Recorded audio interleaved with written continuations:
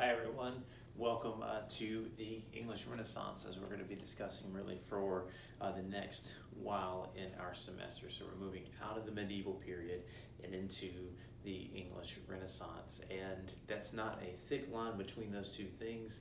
It's a transition period. You'll kind of see that some of the things that Chaucer started to do in the 14th century really translate over as we get into the 15th, 16th, and 17th century. So I'm excited about where we're going.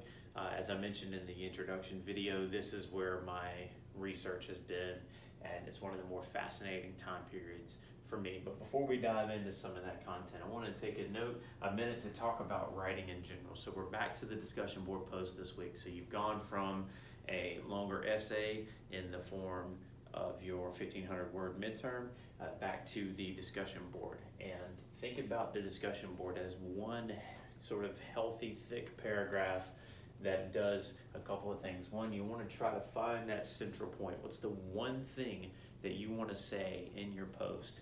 Put it at the top. Don't wait and put it at the bottom. If you write it and find it at the bottom, put it at the top again. And then you want to support that central point with the rest of the information in your text.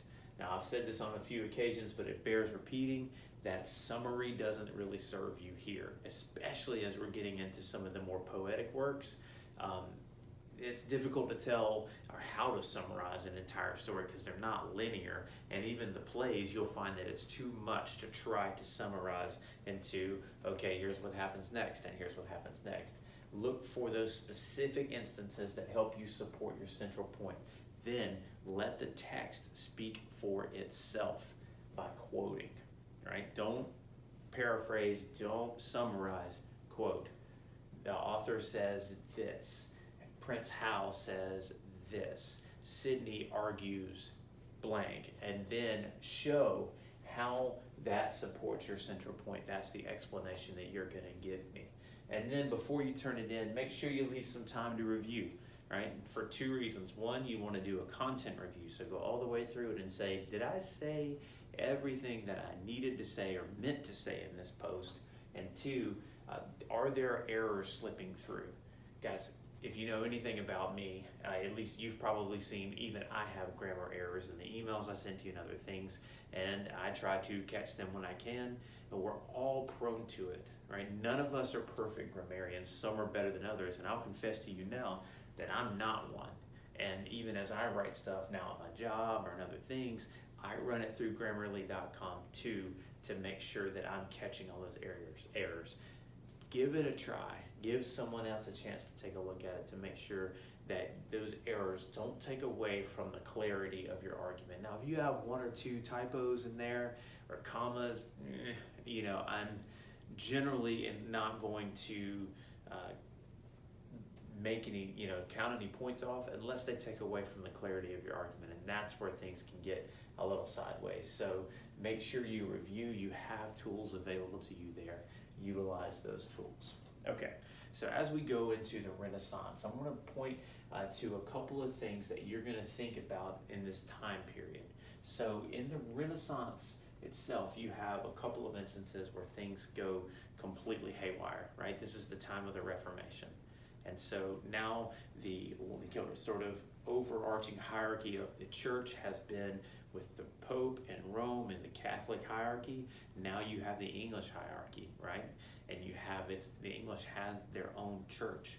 And in the birth of that, as they move away from Catholicism, you have the Puritan movement come in at the same time that says, even in your Reformation state, you're still too Catholic, and we need to put more things forward. And if you were connected to the continental forms of this, see things like Presbyterianism starting to show up. It's a really fascinating time. So religion is up and everywhere, right? People are still trying to figure out the direction in that. They're also trying to figure out the direction of literary works and literacy because the printing press is here, which means the availability of texts is massively important. People can go and get lots of different things now, and they can read them, and now they have a chance to see things in their own language, including art, and including what prompted much of the Reformation thought, which is the Bible in their own language. You also have the rise of the theaters as an important cultural cultural space, not just for entertainment purposes, but also for addressing some of the things going on in the world, addressing who's in power, what questions do we ask in those of power. Yes, it's a way to be entertained. Yes, it's a way for these playwrights and these actors to generate income, but it's also significant in the way that it speaks to the cultural moment. So one of the things that we're going to keep an eye on as we go through the Renaissance period and through the rest of the semester, it's something that connects to what we've already discussed this semester already, is the idea of what a person is supposed to be doing, right? What does your role say that your job is, and how good are you at fulfilling your job? So if we think about Chaucer, he very much approaches that, especially with the people in the church, because they aren't living up to their role, except for maybe the parson, right? So keep those things in mind.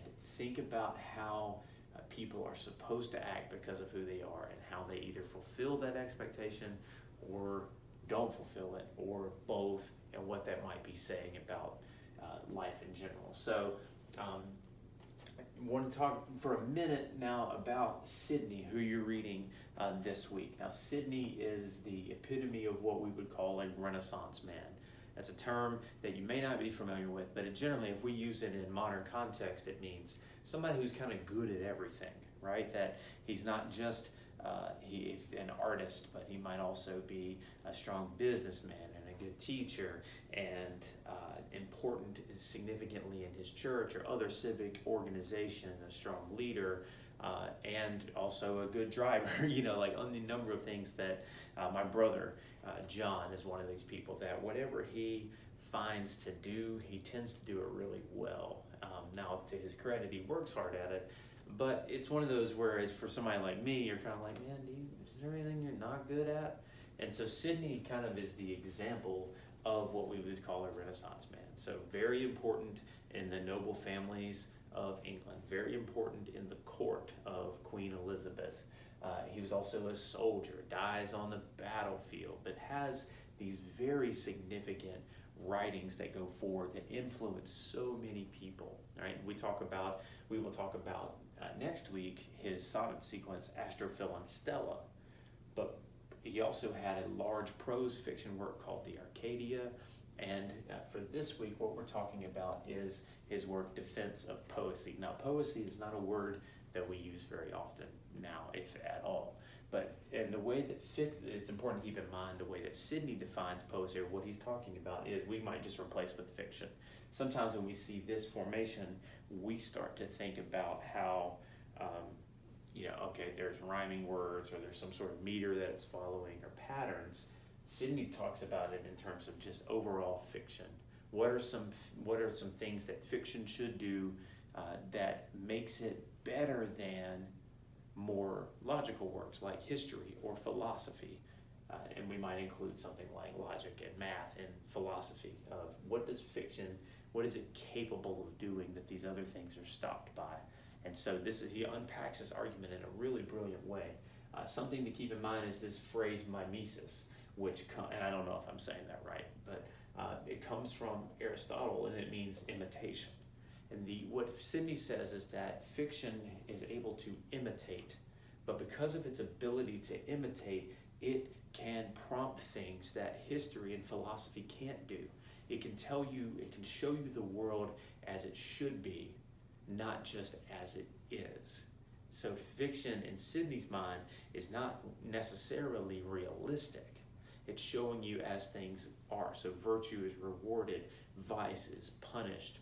The way that we as writers might follow after God's creation, we are imitating God in that way by creating these worlds that show how things should be.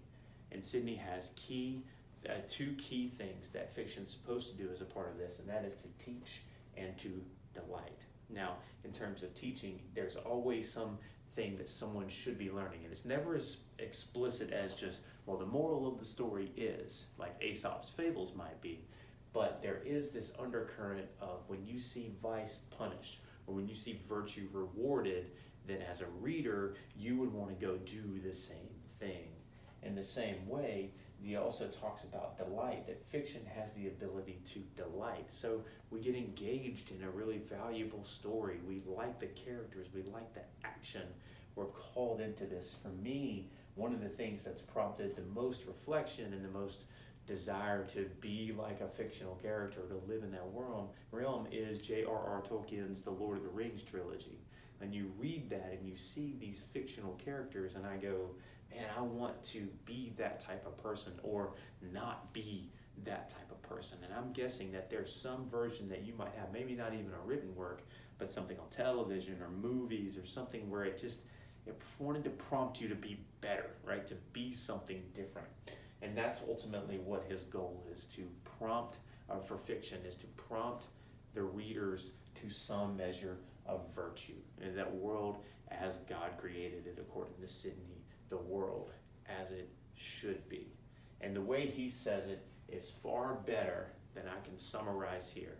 So take a look at that text with this framework in mind and really dig into the way that he makes these points, because I, for one, think it's particularly brilliant, and it's a reason why 400 some odd years later, in a literary course, a course about literature, it's an important text for us to read, even though it's not a fictional work itself, because it gives some grounding for why all of this is so important for us to do. So I hope you enjoy it. Please let me know if you have questions or concerns. I'll talk to you soon.